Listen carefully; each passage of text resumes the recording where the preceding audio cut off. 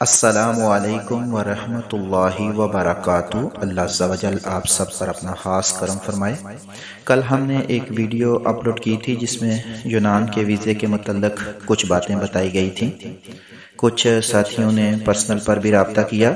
جس کی وجہ سے آج ہم چاہتے ہیں کہ مزید آپ کو تھوڑا سا اس بارے میں آگاہ کر دیا جائے۔ تو سب سے پہلی بات تو یہ ذہن میں رکھیے گا کہ سب سے اچھا تو وہی ملک ہے جس میں آپ رہ رہے ہیں، وہی سب سے بہتر ہے۔ وہاں ہی آپ کو کم پیسوں میں بھی اگر آپ کا گزارا ہو رہا ہے تو اس سے بہتر کوئی بھی نہیں ہے۔ پردیس کی بہت سی مشکلات ہوتی ہیں، بہت سی پریشانیاں ہوتی ہیں جن کو ہم لوگ نہیں سمجھتے۔ بعض لوگ صرف یہی دیکھتے ہیں کہ یہ جو بندے پردیس میں ہوتے ہیں 2-3 ماہ جب یہ چھٹی جاتے ہیں تو ان کی جو ٹھاٹ باٹ ہوتی ہے اسی کو دیکھ کر کہتے ہیں کہ میں بھی پردیس جاؤں گا اور میں بھی وہاں جا کر خوب پیسے کماؤں گا۔ تو دیکھیں پردیس میں بہت سی مشکلات ہوتی ہیں، صرف یہی نہیں ہے۔ وہ 2 مہینے کی جو ٹھاٹ باٹ ہوتی ہے اس کے پیچھے جو چھپی ہوئی حقیقت ہے وہ بہت ہی خطرناک ہے۔ یہاں پہ مزدوری کرنا، کھانا خود بنانا، صفائی کرنا، گھر کے کام کاج کرنا، جس کے پاس آپ کام کر رہے ہیں اس کی باتیں سننا، وقت پہ اٹھنا، وقت پہ گاڑی پکڑنا، یہ ساری چیزیں جو ہیں یہ مینج کرنی پڑتی ہیں اور ایک نیا بندے کے لیے یہ کافی مشکل ہوتا ہے۔ ہم نے دیکھا ہے بہت سی ماؤں کے لاڈلے لال جو ہیں جب وہ پردیس میں آتے ہیں تو یہاں آ کر روتے ہیں کہ ہم کہاں پھنس گئے۔ تو اس لیے جب بھی پردیس کا قدم اٹھائیں تو سب سے پہلے اچھے طریقے سے سوچ لیں کہ اگر آپ کا اچھا وقت وہاں پہ گزارا ہو رہا ہے، 2 ٹائم کی روٹی مل رہی ہے اور کچھ گھر کا نظام چل رہا ہے تو پھر پردیس میں آنے کا قدم نہ اٹھائیں۔ لیکن بہرحال مجبوریاں ہوتی ہیں، بہت سے معاملات ایسے ہوتے ہیں کہ پاکستان میں مہنگائی کی وجہ سے یا جس بھی ملک میں آپ رہ رہے ہیں وہاں سے آپ جو کو اچھا روزگار نہ ملنا اور مہنگائی کی وجہ سے اگر آپ یہ قدم اٹھاتے ہیں تو اس کے لیے بھی آپ کو 2-3 باتوں کا جو ہے 2-3 باتوں کا خیال رکھنا ہوگا کہ آپ کون سے ملک میں جانا چاہتے ہیں۔ عرب کی طرف جانا چاہتے ہیں، یورپ کی طرف جانا چاہتے ہیں۔ عرب میں اگر جائیں گے تو وہاں بھی بہت سی اچھی چیزیں بھی ہیں اور وہاں بہت سی چیزیں جو ہیں وہ پردیسیوں کے لیے مشکلات بھی ہیں، جیسے اقامہ وغیرہ، اپنے پیپرز کے رینیول کے لیے کافی مشکلات کا سامنا کرنا پڑتا ہے۔ یورپ میں جو ہے یہاں بھی کچھ اچھائیاں ہیں، کچھ برائیاں ہیں، تو یہ ساری چیزیں جو ہیں یہ آپ نے مد نظر رکھنی ہیں۔ اور سب سے بڑی بات جو آپ نے مد نظر رکھنی ہے وہ یہ ہے کہ چاہے آپ عرب میں جائیں، چاہے آپ یورپ میں جائیں اور چاہے آپ پاکستان میں رہیں، آپ نے اپنے ایمان کی حفاظت کرنی ہے، اپنے ایمان کو خطرے میں نہیں ڈالنا، کیونکہ اس دنیا میں سب سے بڑی کامیابی یہی ہے کہ انسان اس دنیا سے ایمان کی حالت میں چلا جائے۔ اس کے بعد یہ ہے کہ یونان میں ہم بات کریں گے، جہاں کیونکہ ہم یونان میں ہیں، ہمیں بھی الحمدللہ 22-23 سال ہو گئے ہیں یہاں پہ مزدوری کرتے ہوئے، اور ہم بھی اسی نیت سے آئے تھے کہ بس 2-4 سال لگاتے ہیں، اچھے پیسے کما کے واپس چلے جائیں گے۔ پھر یہ ایک ایسی میٹھی جیل ہے کہ یہاں سے واپس جانا کافی مشکل ہو جاتا ہے۔ تو یہاں کے جو ویزے کا ایک سسٹم تھا، پیچھے یہ سسٹم تو کافی عرصے سے یہ قانون آ رہا تھا، لیکن گریک امبیسی جو ہے وہ آسانی سے ویزا بھی نہیں دیتی تھی اور یہاں کا جو ویزے کا پروسیس تھا وہ بھی کافی مشکل تھا۔ تو اس لیے گریک میں کیونکہ کام کرنے والے بندے ملتے نہیں ہیں مزدور آسانی سے، کافی بندے جتنے بھی آئے ہوئے تھے یورپین کنٹریز میں آگے چلے گئے ہیں، جس وجہ سے یہاں کی گورنمنٹ نے یہ قانون بنایا ہے کہ کوئی بھی مالک جو کام کے لیے اپنے کسی بھی کنٹری، تھرڈ کنٹری سے اپنے جو ہے وہ مزدور بلا سکتا ہے ایک خاص ایگریمنٹ کے ساتھ۔ تو اس لیے اگر آپ یونان آنا چاہتے ہیں تو آپ کے یہاں کوئی بندہ واقف ہونا چاہیے، کوئی آپ کا رشتہ دار ہونا چاہیے جو کسی گریکی مالک کے ساتھ بات کرے، اور وہ پھر آپ کو یہاں سے ایک پیپر بنتا ہے جس کے تقریباً اس کی مختلف فیسیں ہیں، جو 150 یورو سے لے کر 200 یورو کے اندر اندر، یعنی کہ پاکستانی اگر آپ اس کا حساب لگائیں تو 40-50 ہزار روپیہ اس کی فیس ہے۔ وہ فیس پے کرتا ہے، اپنے سارے ڈاکومنٹ لگاتا ہے کہ اس بندے کو میں نے اتنی دیر کے لیے کام کے لیے رکھنا ہے، اتنی اس کی تنخواہ ہوگی، یہ اس کی رہائش ہوگی، سارا جو اس کا جو ورک پرمٹ ہوتا ہے وہ بنا کے وہ یہاں کے ایک آفس میں جمع کرواتا ہے، وہاں سے اس کو اپروول ملتی ہے۔ اس کو اپروول ملنے کے بعد وہ پاکستان میں جاتا ہے گریک امبیسی میں۔ اس سارے پروسیس میں بھی تقریباً بعض دفعہ 1 ماہ لگ جاتا ہے، بعض دفعہ 2 ماہ لگ جاتے ہیں، بعض دفعہ 15 دن لگ جاتے ہیں۔ تو یہ سارا پروسیس کرنا پڑتا ہے یہاں پہ۔ تو یہاں پہ جو خرچہ آئے گا وہ زیادہ سے زیادہ 200 یورو آئے کروائے گا۔ بعض لوگ وکیل کے ذریعے کرتے ہیں تو وکیل کی علیحدہ فیس ہوتی ہے، یعنی 100 بھی وکیل لے لیتے ہیں، کوئی 200 لیتے ہیں، کوئی 300 لیتے ہیں، یہ ڈیپینڈ کرتا ہے کہ آپ نے کون سا وکیل کیا۔ تو اس کے ذریعے پھر یہ پیپر جو ہیں وہ پاکستان ایمبیسی میں جاتے ہیں۔ جب آپ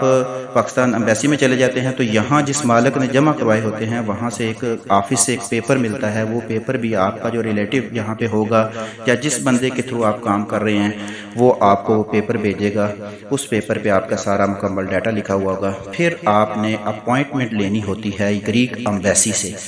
گریک ایمبیسی سے اپوائنٹمنٹ پہلے تو کال کے ذریعے لی جاتی تھی، اب انہوں نے ویب سائٹ نکالی ہوئی ہیں، آپ گوگل پہ جا کے سرچ کر کے ان کی ویب سائٹ سے اپوائنٹمنٹ لے لیں۔ یہ اپوائنٹمنٹ میں بھی آگے بہت سے گپلے ہیں، آسانی سے تو نہیں ملتی، کافی مشکلات کا سامنا کرنا پڑتا ہے۔ بعض دفعہ تو پاکستان میں مختلف ریٹ چل رہے ہیں اپوائنٹمنٹ کے، تو یہ جیسے جہاں کوئی پھنس جائے، اور اگر آپ خود محنت کر کے لیتے ہیں تو پھر اس کے لیے آپ کو انتظار کرنا پڑے گا، ٹرائی کرنی پڑے گی۔ اور اگر آپ کو گریک ایمبیسی سے اپوائنٹمنٹ مل جاتی ہے تو اس کے بعد آپ کو کریکٹر سرٹیفکیٹ کی ضرورت ہوتی ہے، آپ کو فیملی سرٹیفکیٹ کی ضرورت ہوتی ہے، پاسورڈ، شناختی کارڈ، ان ساری چیزوں کو آپ نے فارن آفس اسلام آباد سے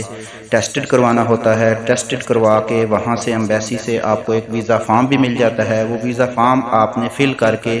یہ تمام چیزیں لے کے اپنی ایگزیکٹ اپوائنٹمنٹ والے دن جو ہے وہ ایمبیسی میں جانا ہوتا ہے۔ ایمبیسی وہاں پہ جو ہے وہ آپ کا انٹرویو لیتی ہے، اور اگر آپ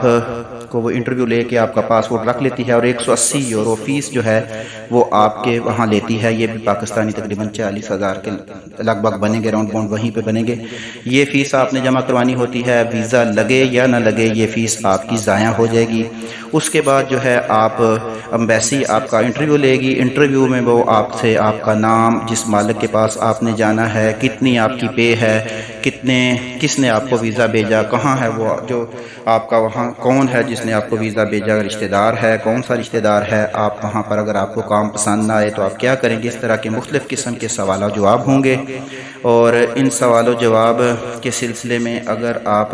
کو میں نے کل والی ویڈیو میں بھی بتایا تھا کہ یورپ کی دنیا بہت ہی زبردست چینل ہے، وہاں پہ انٹرویو کی تیاری کیسے کی جاتی ہے،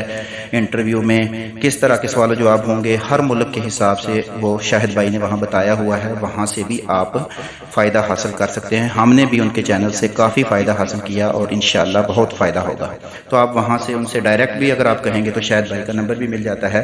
وہ بھی آپ کو اس سلسلے میں صحیح طریقے سے آگاہ کر دیں گے۔ اس کے بعد یہ ہوتا ہے کہ ایمبیسی جو ہے وہ آپ کو کال کرتی ہے، یا تو آپ کو کہتی ہے کہ آپ میڈیکل کروا کے آئیں، اور یا کہتی ہے کہ اپنا پاسپورٹ آپ کے لے جائیں۔ اگر آپ کو کہے کہ اپنا پاسپورٹ آپ کے لے جائیں تو وہ تقریباً ریجیکٹ ہی ہوتا ہے، اس کے آگے بہت بڑی پھر پروسیس ہوتے ہیں، وکیل کرنا، کیس کرنا، ان چکروں میں پڑنا ایک عام سادے بندے کے لیے کافی مشکل ہوتا ہے۔ اور جن کو کہتی ہے کہ آپ اپنی ڈاکٹری کروائیں، وہ 35,000 ڈاکٹری کی فیس ہے، وہ ایک اسپیشل جگہ ہے، ایمبیسی نے ہی آپ کو آگاہ کرنا ہے، وہاں پہ جا کے آپ نے اپنی ڈاکٹری کروانی ہے۔ ڈاکٹری کروانے کے بعد پھر وہ آٹومیٹیکلی ڈاکٹری جو ہے وہ ایمبیسی کے پاس چلی جاتی ہے، پھر ایمبیسی آپ کو کال کرتی ہے کہ آپ اپنی ٹکٹ اور جو ہے انشورنس لے کے آئیں۔ ٹکٹ جو ہے وہ آپ نے کنفرم کرنی ہوتی ہے، وہ بھی تقریباً 1,00,000 اور 1,50,000 کے درمیان میں ملتی ہے، اور اس کے بعد آپ نے 11-12 ہزار کے لگ بھگ انشورنس ہوتی ہے، وہ کروانی ہوتی ہے۔ یہ چیزیں لے کے آپ ایمبیسی کے پاس جاتے ہیں، ایمبیسی پھر آپ کو ویزا دے دیتی ہے، پاسپورٹ کے اوپر لگا ہوتا ہے۔ اب یہ ڈیپینڈ کرتا ہے، اگر آپ کا 3 مہینے کا ایگریمنٹ تھا تو 3 مہینے کا ویزا مل جائے گا، سال کا ایگریمنٹ ہوگا تو سال کا ویزا مل جائے گا۔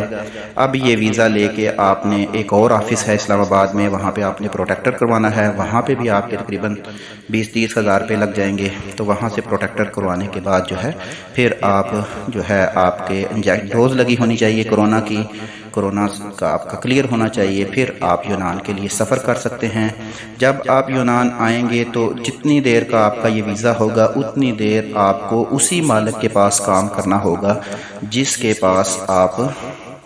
جس نے آپ کو ویزا بھیجا ہے۔ اب اس کام کے سلسلے میں انشاءاللہ آپ کو کون سی مشکلات کا سامنا کرنا پڑتا ہے اور آگے والا پروسیس جو کیا ہے، انشاءاللہ ہم کوشش کریں گے کہ نیکسٹ ویڈیو میں آپ کو اس کے بارے میں آگاہ کریں۔ اللہ عز و جل سے دعا ہے کہ اللہ عز و جل تمام مسلمانوں کو کامیاب کرے، اور جو بھی جس مشکل میں ہے اللہ پاک ان کی مشکلیں آسان کرے، اور اللہ پاک آپ سب کو رزق حلال کمانے اور کھانے کی توفیق عطا فرمائے۔ ایک بات ذہن میں رکھ لیجئے گا، دوسروں کے لیے آسانیاں پیدا کریں، اللہ تعالیٰ آپ کے لیے آسانیاں پیدا کرے گا۔ اللہ تعالیٰ آپ کا حامی و ناصر۔ السلام علیکم ورحمۃ اللہ وبرکاتہ۔